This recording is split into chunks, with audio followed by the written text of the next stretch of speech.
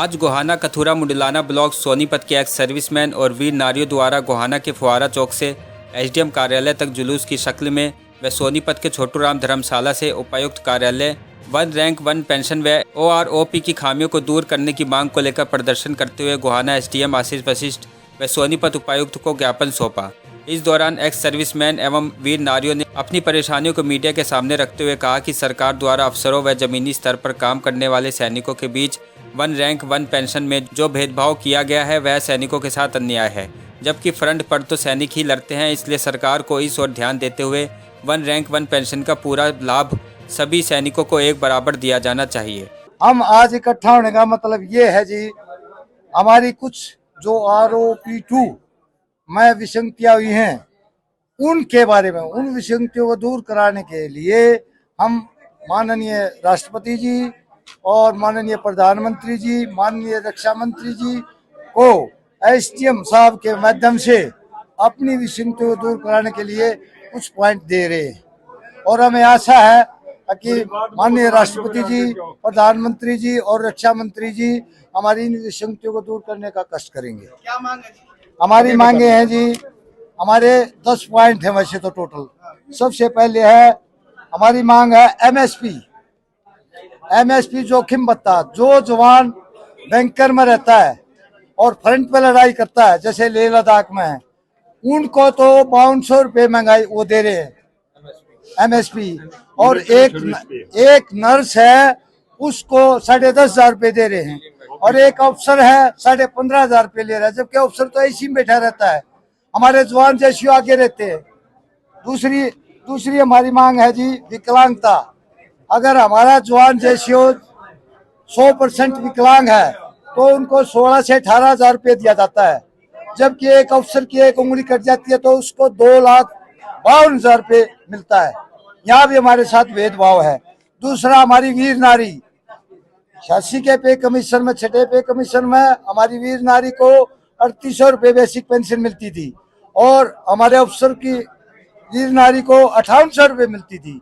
लेकिन अब क्या कर दिया, वो तो 58,000 रुपये चले गए, और हमारी जो वीर नारी है वो 9,000 से 12,000 तक रहेगी। यह भी हमारे साथ धोखा किया गया है। तीसरा हमारा है ग्रुप XY ग्रुप है, ग्रुपों में बांट दिया, वो ग्रुप अलग अलग कर दिए। हमारे जो हैं जेसीओ जवान का ग्रुप का, जो आर्टिलरी के हैं, फाइटिंग फोर्स के हैं, वो पीछे छोड़ दिया और वो ग्रुप आगे चला गया। एक्स ग्रुप का मिलेगा। हाँ, उसके बाद है जी हमारी जो पेंशन थी, खासकर हमारे जेसीओ रैंक की पेंशन बढ़नी चाहिए, उसको इस आरओपी 2 में घटा दिया। पहला रूल देखा है इस सरकार का, पेंशन बढ़ती है और घटती है। हमारी पेंशन जेसीओ रैंक की घटा दी गई। वीरता मेडलों में फर्क, लड़ाई लड़ते जेसीओ जवान मेडल ले जाते, वो अवसर ले जाते हैं। तो ये हमारी कुछ मांगी थी, इनके बारे में हमने एसडीएम साहब के माध्यम से और टॉपिक 2 करेंगे उनको, माननीय राष्ट्रपति जी को, माननीय प्रधानमंत्री जी को और माननीय रक्षा मंत्री जी को। दूसरी बात हम ये बोलना चाहते हैं साहब, एक अधिकारी सेना के अंदर 60 साल सर्विस करता है, जबकि एक नॉर्मल जवान 30, 32, 35, 37, 40 साल के अंदर पेंशन आ जाता है, जबकि उसके ऊपर उस टाइम खर्च का पूरा बोझ होता है। उसके बच्चे हाई क्लासेस की तरफ जाते हैं, कुछ शादी के लायक होते हैं, उनको दबाया जा रहा है, और टोटली 3% लोग इस ओआरओपी का या एनी बेनिफिट्स जो भी मिलने वाले थे वो लेकर चले गए। आम बेचारे या गरीब और शरीफ अनुशासन में रहने वाले हमारे जो सैनिक भाई हैं, इनको हर साइड से दबाया जा रहा है, जबकि हम गवर्नमेंट से मानदेय मोदी और साथ तो अंतरिक्ष से उतरे हैं, श्री राजनाथ सिंह जी, डिफेंस एक्सपर्ट अजीत डोभाल जी, ये तो हम लोकल से आते हैं, इन्होंने भी लोगों की बातों पर कोई ध्यान नहीं दिया। और हम अपने ही लोगों को, जहाँ की सेना भूखी वो देश भूखा, क्या आशा करेंगे हम अपने नौकर को भूखा रख के, उससे क्या हम वफादारी की आशा करेंगे जी। पहले जो आरओपी मिली 90 से लेकर के, और जब तक मुलायम सिंह यादव जी रक्षा मंत्री थे उनके टाइम तक हमने दिल्ली को पकड़ के हिला दिया, और रक्षा मंत्री जी ने हमारे ये कहा कि भाई मैं तो जिस इलाके से जीत के आता हूँ वो फौजी बहुत है, लेकिन ये OROP का मुद्दा हमारे को किसी ने बताया नहीं। तो साहब उनको मुद्दा बताया गया, उन्होंने वो फाइल बनवाई, फिर कांग्रेस का राज आ गया, उन्होंने ठंडे बस्ते में डाल दी। फिर बीजेपी का ये अपने माननीय प्रधानमंत्री नरेंद्र मोदी जी आगे, इन्होंने रिवाड़ी में हमारी जो है मीटिंग बुलाई स्पेशल फौजियों की, और उसके अंदर ये वादा किया कि हम आपको OROP देंगे। वो OROP देने का वादा तो उन्होंने निभाने की कोशिश की, लेकिन वहीं पर हमारा 2.5-3% काट लिया गया, पूरा नहीं मिला। अब उसी को देने के लिए जब हमने रिवाइज के लिए 2 साल के टाइम मांगा था, तो इन्होंने रिवाइज का भी आज 6 साल निकाल दिया था। ये भी हमारी मांग मुख्य है कि हर साल नहीं तो कम से कम 2 साल के बाद रिवाइज किया जाए। दूसरी बात, जो OROP का 3% इन्होंने देने का फिर वादा किया था, अब उसके अंदर और धांधली करके स्लैब बना दिया, जैसे का ऐसे, हौलदार का ऐसे, सिपाही का ऐसे। नहीं, हम एक झंडे के नीचे, ना हमारी कोई जाति है, ना हमारा कोई भेदभाव है, हम ना ऊंचे हैं ना नीचे हैं, हम सिर्फ एक देश के सिपाही हैं और सीमाओं के रक्षक हैं।